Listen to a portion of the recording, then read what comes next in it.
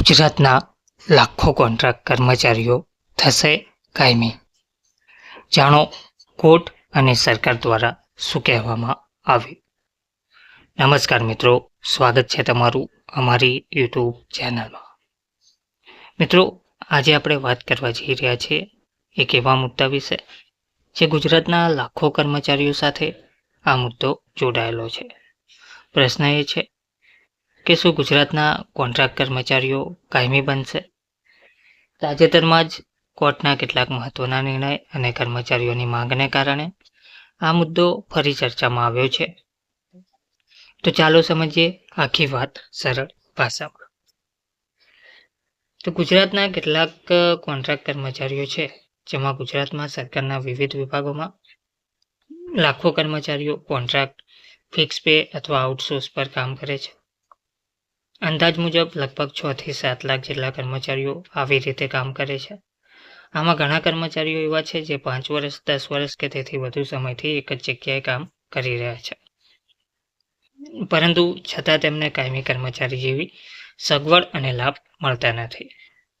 તો કોન્ટ્રાક્ટ કર્મચારીઓની મુખ્ય સમસ્યા શું છે? તો કોન્ટ્રાક્ટ કર્મચારીઓની સૌથી મોટી સમસ્યા છે ઓછો પગાર અને સુરક્ષાની અછત. કાયમી કર્મચારીઓને મળતા લાભો જેમ કે પીએફ, પેન્શન, મેડિકલ લાભ, પ્રમોશન, આમાંથી ઘણા લાભો કોન્ટ્રાક્ટ કર્મચારીઓને મળતા નથી.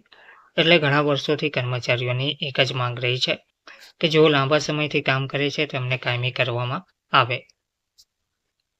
હવે કોર્ટ દ્વારા શું કહેવામાં આવ્યું છે? આ મુદ્દો ઘણીવાર કોર્ટ સુધી પહોંચ્યો છે. કોર્ટમાં ઘણા કર્મચારીઓએ અરજી કરી છે કે તેમને કાયમી કરવામાં આવે.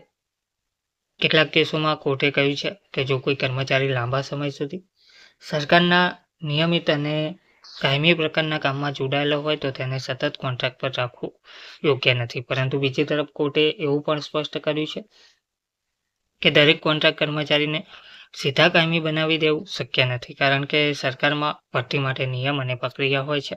સરકારનું શું કહેવું છે? તો ગુજરાત સરકારનું કહેવું છે કે સરકારી નોકરીમાં ભરતી માટે નિયમિત ભરતી પ્રક્રિયા જરૂરી છે. એટલે કોઈ પણ કર્મચારીને સીધા કાયમી બનાવવું હંમેશા શક્ય રહેતું નથી, પરંતુ સરકાર સમય સમય પર ફિક્સ પે સિસ્ટમમાં ફેરફાર અને લાભોમાં વધારો કરતી રહેતી હોય છે. કર્મચારીઓની માંગ છે, કોન્ટ્રાક્ટ કર્મચારીઓને વિવિધ સંગઠનોની માંગ છે કે લાંબા સમયથી કામ કરતા કર્મચારીઓને કાયમી કરવામાં આવે, કોન્ટ્રાક્ટ સિસ્ટમમાં સુધારો કરવામાં આવે અને સમાન કામ માટે સમાન પગાર આપવામાં આવે. ઘણા કર્મચારીઓએ આ મુદ્દે આંદોલન અને રજૂઆત પણ કરી છે. હવે આગળ શું થઈ શકે છે? તો આ મુદ્દે આગળ શું થશે તે ઘણી બાબતો પર આધાર રાખે છે. સરકારની નીતિ, કોર્ટના નિર્ણય અને કર્મચારીઓની માંગ. જો સરકાર નવી નીતિ લાવે તો કેટલાક કર્મચારીઓને લાભ મળી શકે છે, પરંતુ હાલ સુધી બધા કોન્ટ્રાક્ટ કર્મચારીઓને કાયમી બનાવવાનો કોઈ મોટો નિર્ણય આવ્યો નથી. તો મિત્રો, ગુજરાતના કોન્ટ્રાક્ટ કર્મચારીઓ માટે મુદ્દો હજુ પણ ચર્ચામાં છે. કોર્ટ અને સરકાર બંને તરફથી આ મુદ્દે ચર્ચા અને નિર્ણયની પ્રક્રિયા ચાલુ છે. આગામી સમયમાં જો કોઈ મોટો નિર્ણય આવશે તો તેનો લાભ લાખો કર્મચારીઓને મળી શકે છે.